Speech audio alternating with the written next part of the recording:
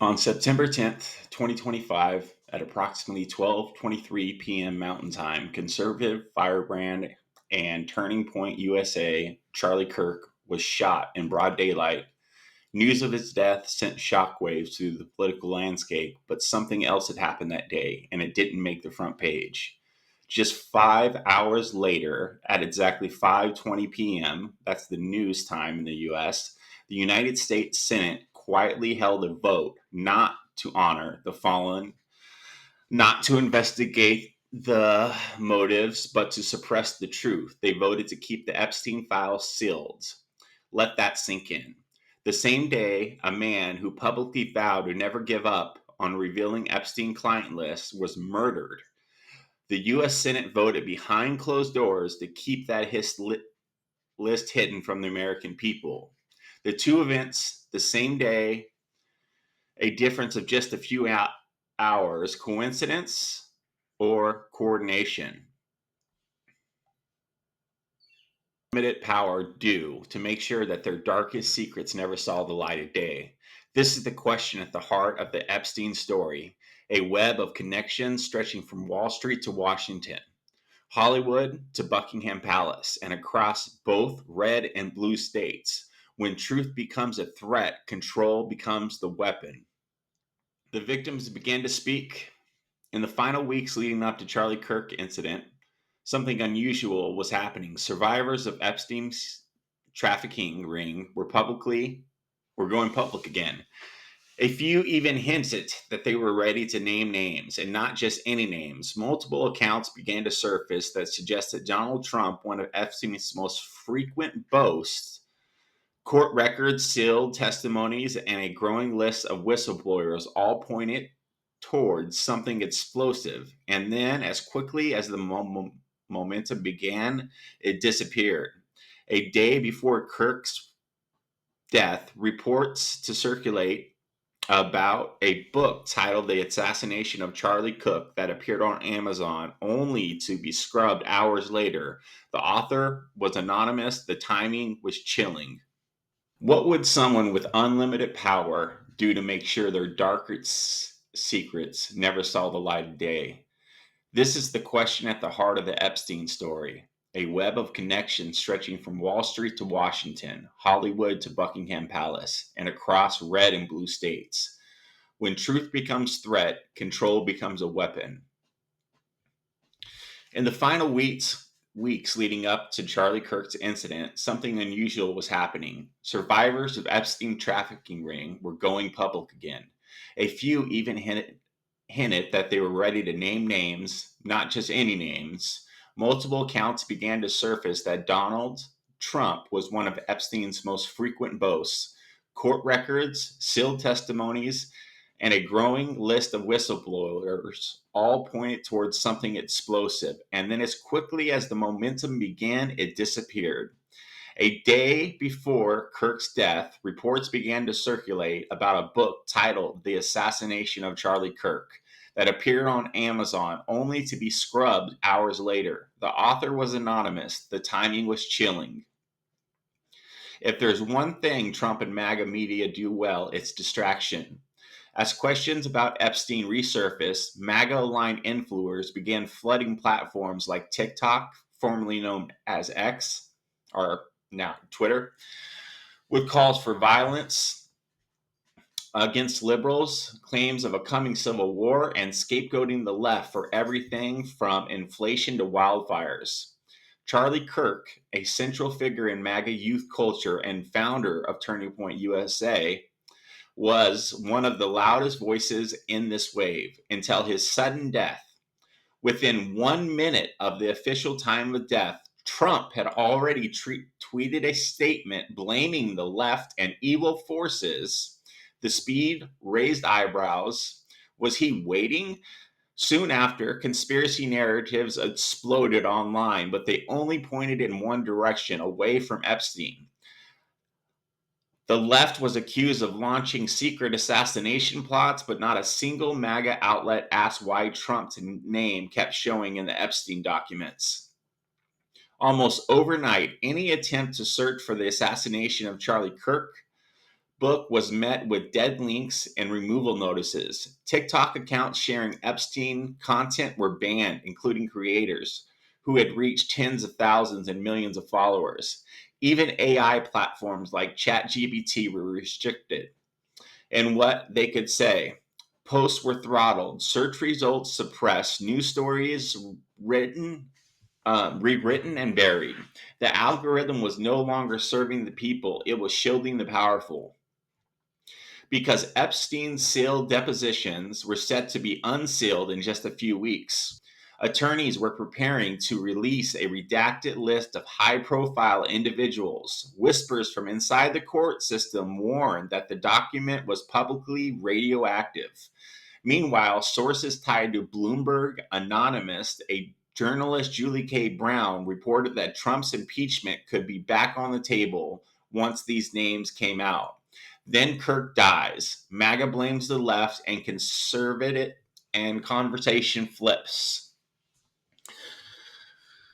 A race book from Amazon, controlling trending topics on every major platform, push AI to censorship mode, plant coordinated narratives across thousands of fake accounts, destroy the credibility of victims with a single story, make the world forget a sex trafficking island ever existed. You wouldn't need a gun, you would just need media. This is what it looks like if the world's most powerful man has a secret so disgusting he doesn't want you to find out. The war of truth. This isn't about left versus right. It's about up versus down. It's not liberals versus conservatives. It's victims versus the powerful. It's truth versus control.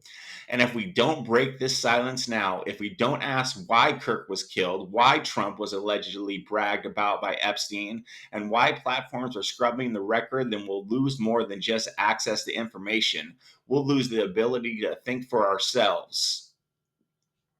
Ask ourselves, what would someone do if they had unlimited power and the truth could be destroyed?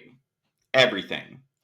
That's not a radical question. It's the story unfolding before our eyes, a story that of names, sealed files, media twisted, and witnesses silent. A story that begins with a man named Jeffrey Epstein and ends with an entire nation unsure what's real anymore. And at the center of it all, a movement that claims to fight for truth while hiding the most dangerous secrets of all. Jeffrey Epstein wasn't just a financier, he was a gatekeeper to the world's most powerful people. His infamous Little Black Book contained the names of billionaires, celebrities, royalty, political elites, including multiple US presidents. When Epstein was arrested in 2019, the public expected justice. What they got was silence, stonewalling, and secrecy. Even after his suspicious jailhouse death, the full list of names tied to his trafficking ring has never been fully released. Why?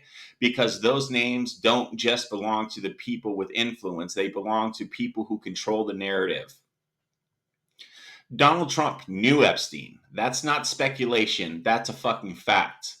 Photos of the two laughing together, video footage of them at Mar-a-Lago, direct quotes, Trump phrasing Epstein's taste in women and reportedly banning him from his property only after disturbing incidents with a minor. Maria Farmer in Virginia, two Epstein's most outspoken victims, have named Trump as one of Epstein's biggest brags about being untouchable.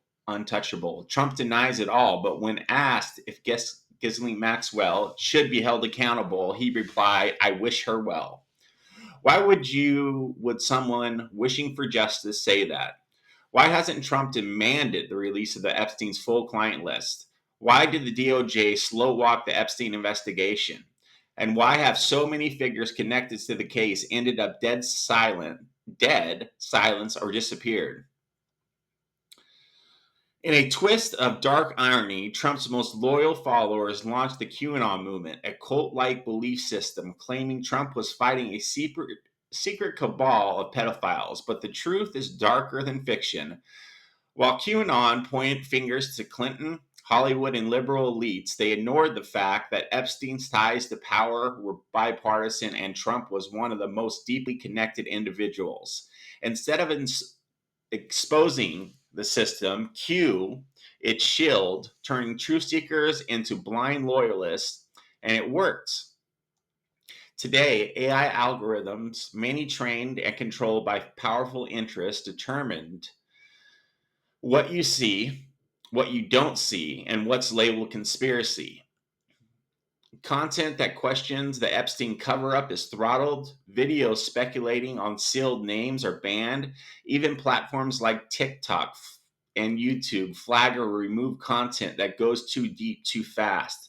Meanwhile, mainstream networks, often owned by billionaires with stakes in maintaining the system, downplay or ignore the Epstein victims, investigations, and financial connections. This is no longer about what happens, it's about what you're allowed to know. In the weeks before his death, Charlie Kirk, one of Trump's biggest media allies, made a dramatic shift. He called for the full release of Epstein list. He promised to never stop pushing. Then he was gone. Whether coincidence or consequence, his death sent a chilling message. Even those within the machine can become threats when they start asking the wrong questions. And now, a book titled The Assassination of Charlie Kirk appeared briefly on Amazon, then disappeared. It was scrubbed so fast, only screenshots remain. Who posted it? Why? And how was it removed so quickly? The real questions.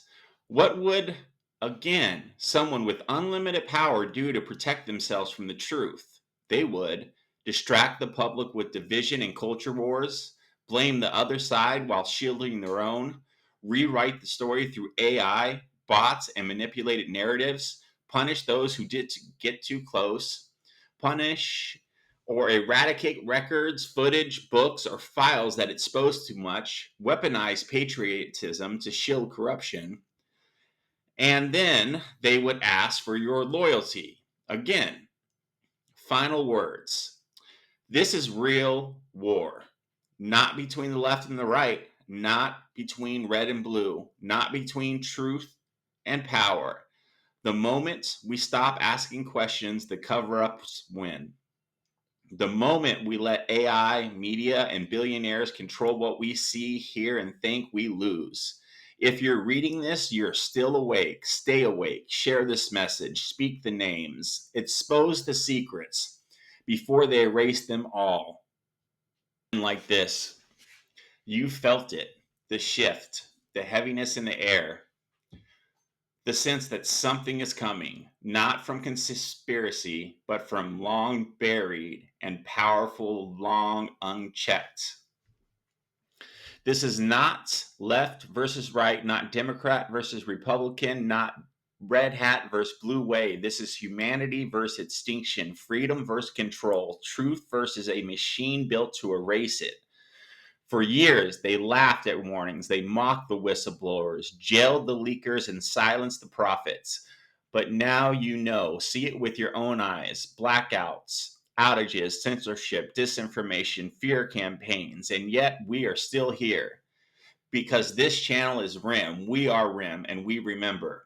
We remember the names that never made it onto Epstein's list, not because they were innocent, not because they were untouchable. We remember how movements were infiltrated, turned against themselves, and drowned in algorithms. We remember how they weaponized faith to defend corruption, and how AI became their mirror, reflecting lies until you couldn't tell what was real anymore.